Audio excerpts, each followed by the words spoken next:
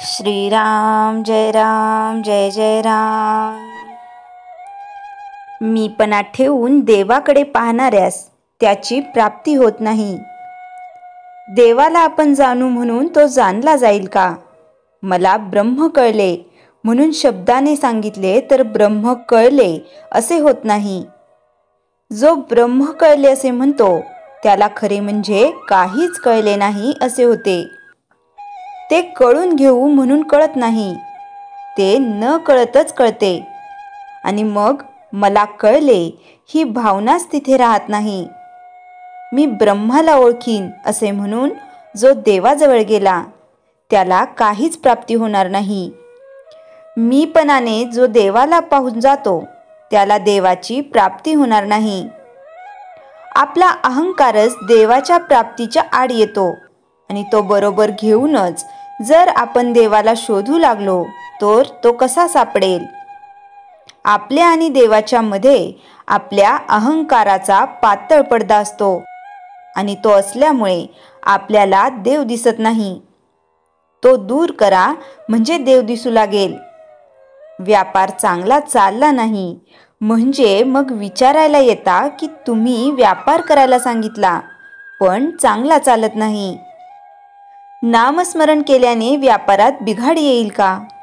तुम्ही म्हणाल की आमच्या संसारात तुम्ही बिघाड करायला सांगता, परंतु मी बिघाड करायला सांगत नसून माझ्या सांगण्यावरून तुम्ही नामस्मरण केले तर उलट तो चांगलाच होईल।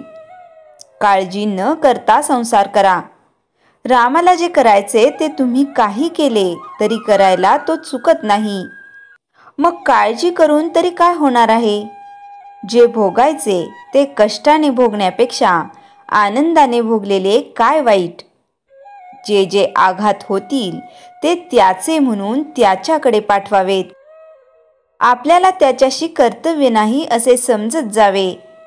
आपल्याला नवस करायचा असेल तर असा करावा की मला तू ज्या स्थितीत ठेवशील त्या स्थितीत आनंद दे, म्हणजे मला समाधान राहील। दुसरे काही मागण्याची इच्छाच होऊ देऊ नको। असे मागावे म्हणजे आपल्याला त्याचे होऊन राहता येईल। मनुष्याची शांती बिघडायला जगामध्ये दोनच कारणे आहेत। एक म्हणजे आपल्याला हवे ते न येणे आणि दुसरे म्हणजे आपल्याला नको ते येणे। या दोन्हीपैकी आपल्या हातामध्ये एकही नाही, मग आपण दुःख का करावे? भगवंताच्या नामाची एकदा गोडी लागली ना की सर्व काही साधते। नाम अभिमानाचा नाश करते। नामाने हवे नकोपणाची बुद्धी होत नाही। साधू संतांनी आवर्जून सांगितलेले हेच नाम तुम्ही सतत घेऊन समाधानाचा शाश्वत ठेवा मिळवा। श्रीराम जय जय राम। चैतन्यवाणी भगवंताजवळ असे मागा की पुन्हा दुसरे काही हवेसेच वाटणार नाही। श्रीराम जय जय राम। श्रीमनाचे श्लोक 97 निरूपण। मुखी नाम नाही तया मुक्ती कैची, अहंता गुणे यातना ते फुकाची, पुढे अंत येईल तो दैन्यवाणा, म्हणोनी म्हणारे म्हणा देव राणा। ज्याच्या मुखात भगवंताचे नाम नाही त्याला मुक्ती कशी मिळेल असे समर्थ विचारतात। अहंकारामुळे उगाचच कष्ट सोसावे लागतात। मुखी नाम नसेल तर दैन्यवाना अंत होतो, म्हणून हे मना सतत नाम घे। ज्याच्या मुखी नाम नसते, ज्याला नामाचे महत्त्व कळत नाही, त्याला अशी जाणीव होत नाही की या सृष्टीचा पालन करता कोणी आहे। तोच सर्व गोष्टी करवतो, आपण काहीच करत नाही। आपण करता नाही, करता करविता ईश्वर आहे या गोष्टी त्याला कळत नाही आणि त्याच्या मनात अहंता निर्माण होते। मी सर्व करतो, माझ्यामुळे सर्व गोष्टी घडतात असे वाटत राहते। मग अहंतेमुळे त्याला मुक्ती कशी मिळणार? मुक्ती मिळते फक्त आत्मज्ञानाने। श्री समर्थांनी दासबोधात दशक 5 समास 5 बहुधा ज्ञान निरूपण समासात हे ज्ञान नव्हे असे सांगत 14 विद्या 64 कलांचे ज्ञान म्हणजे खरे ज्ञान नाही, आत्मज्ञान हेच खरे ज्ञान असे सांगितले आहे. पण अहंकाराने आपण एखाद्या विषयातले ज्ञान हेच खरे ज्ञान समजतो. मीपणाने मला म्हणजे आपल्या देहाला सुख व्हावे म्हणून रात्रंदिवस कष्ट करतो. मी, माझे घर, माझे कुटुंब असा सतत विचार करतो. चित्ताला व्यग्रता येते, चित्त दुश्चित्त होते आणि दुःख पदरी पडते. आपल्याला सुख मिळावे म्हणून आपण आपल्या इच्छा आकांक्षा वाढवतो. थोडक्यात आपण वासनांच्या नादी लागतो. वासना पूर्ण करण्यासाठी धडपड करतो म्हणजे रजोगुण वाढवतो. समर्थांनी म्हटल्याप्रमाणे रजोगुणे पुनरावृत्ती होते. जन्ममरणाच्या फेऱ्यात अडकतो. पुन्हा पुन्हा जन्ममरणाच्या यातना भोगाव्या लागतात. प्राणी एकटा जन्माला येतो, एकटाच जातो. एकट्यालाच त्याच्या यातना दुःख भोगावे लागते. जिवंतपणी नाम घेतल्याने श्रीरामांचे पाठबळ मिळत नाही. म्हणून हे मना सतत राम नाम घे. जय जय रघुवीर समर्थ. श्रीराम जय राम जय जय राम. नामस्मरण एक अद्भुत साधना. लेखांक 32.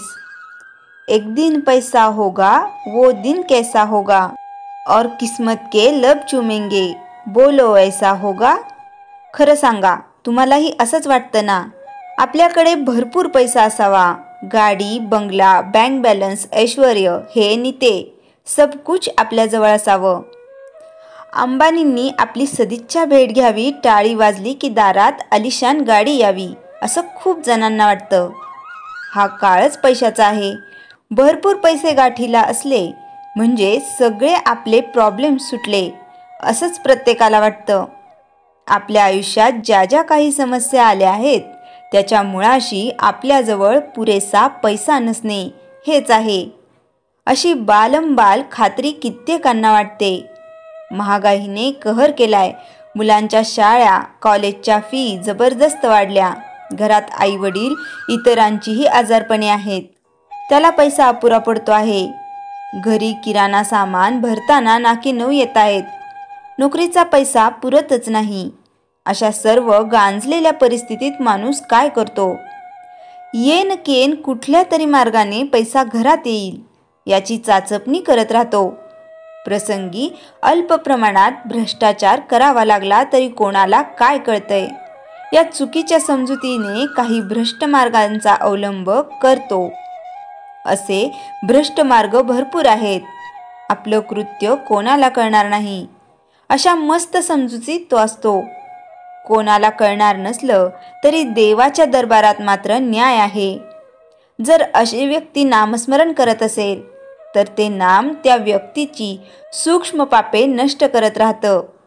या धांदलीत नामाचीही शक्ती कमी होत जाते. ही पापे कोणती ते आपण क्रमाने पाहू. पापे 3 प्रकारची असतात: वाचिक, मानसिक आणि कायिक. यातलं वाचिक पाप म्हणजे काय ते पाहू. वाचेने म्हणजे जिभेने होणारे पाप म्हणजे वाचिक पाप होय. खोटं बोलणं, दुसऱ्याला अपशब्द शिवी देणं, टोमणे मारणं, दुसऱ्याच्या मनाला लागेल असं जिव्हारी बोलणं, भांडण करणं ही सर्व वाचिक पापे होत. जर तुम्हीही पापे करत असाल तर तुमच्या दिवसभरातल्या संपूर्ण नामस्मरणाचा पावभाग हा या पापांमुळे खर्ची पडतो. तुम्ही स्वतःची बढाई करण्यासाठी एकदा खोटं बोललात तर तुमच्या नामजपाच्या 5 माळा हे पापक्षालन करण्यासाठी खर्च झाले. जर तुम्ही शिक्षा, परिणाम टाळण्यासाठी खोटं बोलत असाल तर भविष्यकाळ सुधारेल. पण यासाठी किमान 20 माळा नामजप हे पाप संपवण्यासाठी खर्च होतो. दुसऱ्याला रडू येईल असं लागट बोलण्याने तुमच्या 10 माळा नामजप खर्च होतो. हा एकंदर दिवसाचा हिशोब झाला. असं वारंवार घडत असेल तर तुम्हीच विचार करू शकता, आपला नामजप आपल्याला का फळ देत नाही. हा नामजप तुमची पापे संपवण्यासाठीच खर्ची पडत असेल तर भविष्यात तो तुम्हाला कशी काय फळे देणार आहे? रोज रात्री झोपताना आपण किती वेळा खोटं बोललो, दुसऱ्याला किती टोमणे मारले, भांडण केलं, याचा लेखाजोखा मनात मांडण्याची सवय लावून ठेवा. आपल्या नामजपाची बेरीज वजाबाकी करा.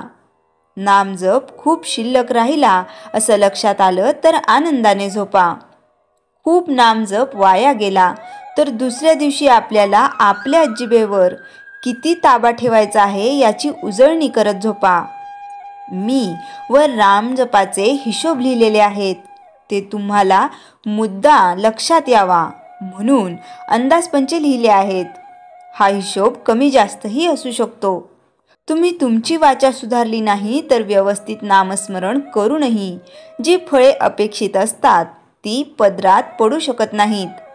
नामस्मरण कमकुवत होण्यामागे जिभेने केलेले जाणारे विपरीत आचरण हे एक मोठं कारण आहे. याच क्रमाने मी पुढचीही पापे सांगणार आहे. संकलन वैद्य वर्षा लाड. श्रीराम जय राम जय जय राम. जयाच्या जनी जन्मनामार्थ झाला, जयाने सदा वासनामात केला. जयाच्या मुखी सर्वदा नाम कीर्ती, नमस्कार तया ब्रह्मचैतन्य मूर्ती. श्रीराम जय राम जय जय राम. जानकी जीवन स्मरण जय जय राम.